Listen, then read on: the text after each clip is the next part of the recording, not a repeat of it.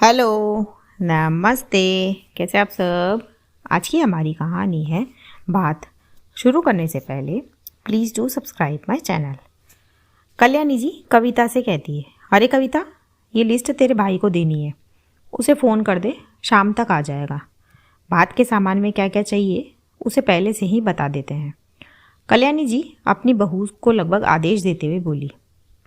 कल्याणी जी ने हाथ में कागज़ पकड़ा था, उसे कविता की तरफ बढ़ाया, जिसमें लिखा था काव्या के लिए सोने के टॉप्स, कविता और संजय के लिए सोने की अंगूठी और कल्याणी जी के लिए सोने की कंठी, काव्या का दुल्हन लहंगा और बाकी सब रिश्तेदारों के कपड़े वगैरह।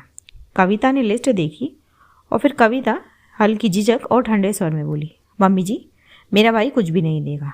फिर कल्याणी जी गुस्से में बोली, क्या कह रही है तू, क्यों नहीं देगा तेरा भाई? अरे बात तो वही देगा, और अगर वो नहीं देगा तो कौन देगा बोल? समाज में लोग क्या कहेंगे? देखो बेटी के मायके से भात तक नहीं आया।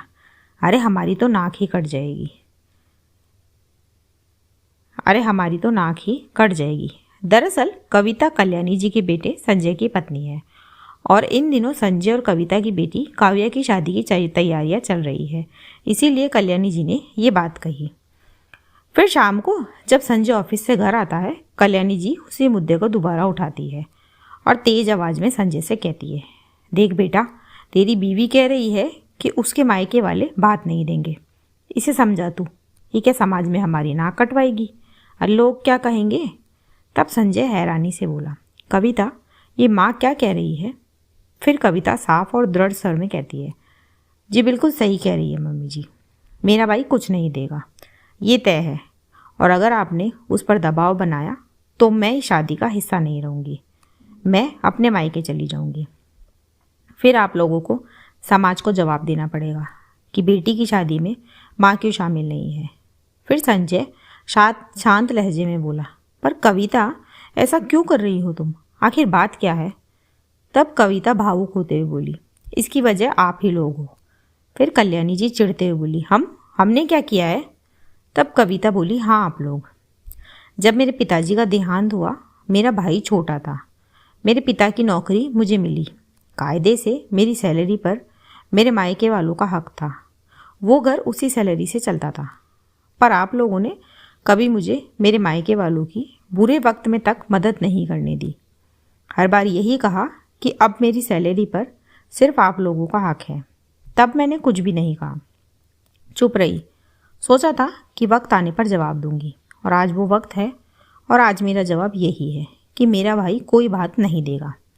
फिर संजय धीरे से समझाने की कोशिश करते हुए नरम लहजे में बोलता है, पर कविता अगर भात नहीं भरा तो तुम्हारे मायके वालों की बिल होगी, लोग तुम्हारे पापा का नाम भी तो लेंगे। तब कविता दृढ़ और सख्त आवाज़ में बोली, नहीं होगी। भात का मतलब दिखावा नहीं, प्यार और सम्मान है। मेरा भाई छोटा है, पढ़ाई कर रहा है। आप लोग तो कहते हो ना, भात से समाज की इज्जत जुड़ी है, तो इज्जत ये दिखावे से नहीं है, आपस के रिश्तों से होती है। और जहाँ तक शगुन की बात है, वो मैं खुद दे दूँगी, जितना हो सकेगा ला कर दूँगी, लेकिन किसी पर दबाव डाल कर नहीं। ये कहकर कविता कमरे से निकल जाती है और सब उसका चेहरा ताकते रह जाते हैं।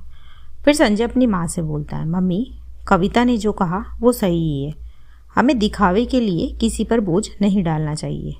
ये शादी हमारी है, हमारी जिम्मेदारी है।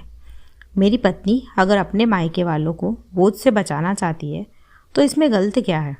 फिर कल्याणी जी को चुप्पी साधनी पड़ती है। दोस्तों, बात का असली हक रिश्तों और अपनापन का होता है, पैसों और दिखावे का नहीं। शादी समाज के लिए नहीं, परिवार के लिए होती है, और बहू भी बेटी होती है। उसके मायके पर बोझ डालना इज्जत नहीं, नाइंसाफ़ी है। इसी मैसेज के साथ कहानी यहीं ख़त्म होती है। कहानी आपको कैसी लगी मुझे कमेंट बॉक्स में ज़रूर बताएं। ऐसी ही और कहानियाँ सुनने के लिए मेरे चैनल KNY के हिंदी कहानियाँ को सब्सक्राइब ज़रूर करें। थैंक यू सो मच दोस्तों, thanks for watching, do like, share and subscribe my channel. Thank you so